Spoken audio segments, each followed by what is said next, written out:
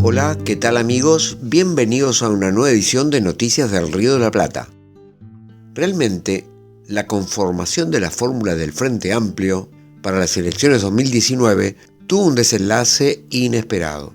Nos referimos a la nominación de Graciela Villar para que ocupara la candidatura vicepresidencial de esta coalición política uruguaya. Creemos no exagerar al expresar que la selección de esta dirigente social por parte del candidato presidencial Daniel Martínez generó desconcierto en filas frenteamplistas, al no haber estado en la contienda electoral interna para alcanzar una posible candidatura, siendo además que su apoyo en la interna fue vertido al candidato menos votado en estas instancias.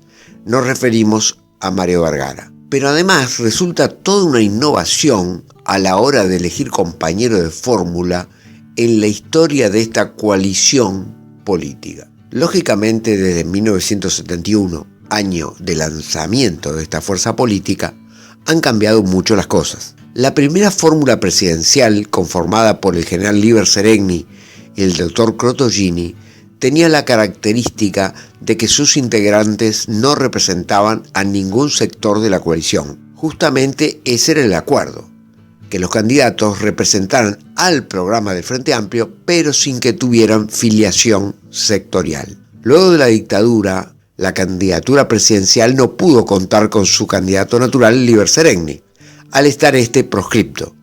De todas maneras, se mantuvo la idea de que las candidaturas comunes no tuvieran sesgo sectorial, eligiéndose al doctor Crotogini para presidente y al dirigente sindical José Delía para la vicepresidencia. Para las elecciones 1989, las cosas variaron, un poco al menos, y ya no se sostuvo la imprescindible condición de que los candidatos fueran no sectoriales. Liber Seregni fue secundado por Danilo Astori para la vicepresidencia, con la exigencia de este último de ser candidato al Senado por todas las listas y sectores del Frente Amplio. Y la candidatura a la Intendencia de Montevideo fue de Tabaré Vázquez, con militancia en el Partido Socialista Uruguayo. En las elecciones 1994, la fórmula presidencial de Tabaré Vázquez se configuró con la participación de Nino Noboa, candidato a la vicepresidencia, hombre proveniente del Partido Nacional y ex intendente del departamento de Cerro Largo por ese mismo partido.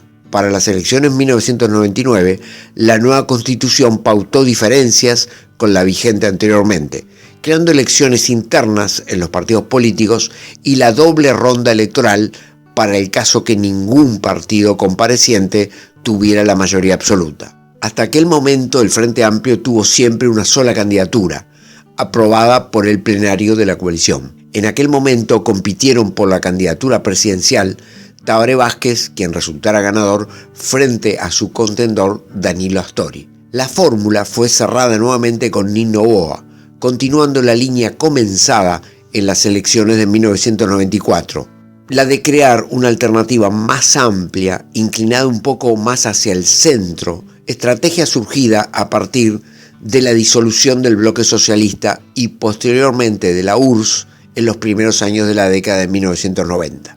Para el 2004, el Frente Amplio no tuvo contienda interna.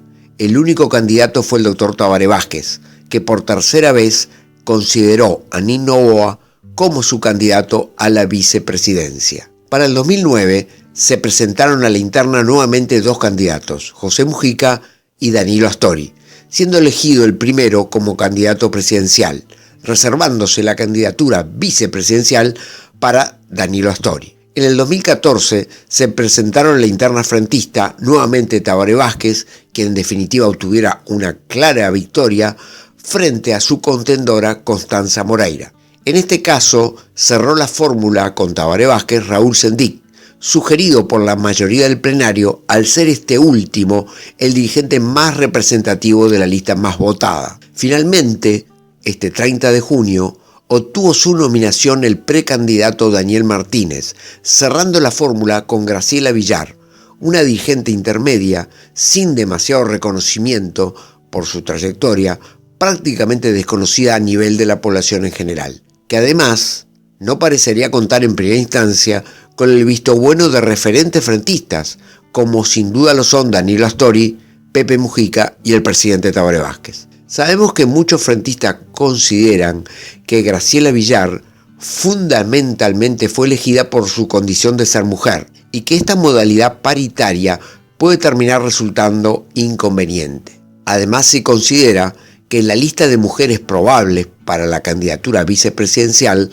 las había con más merecimientos, destacándose en la misma Carolina Cose, la segunda opción más votada en las internas frentistas.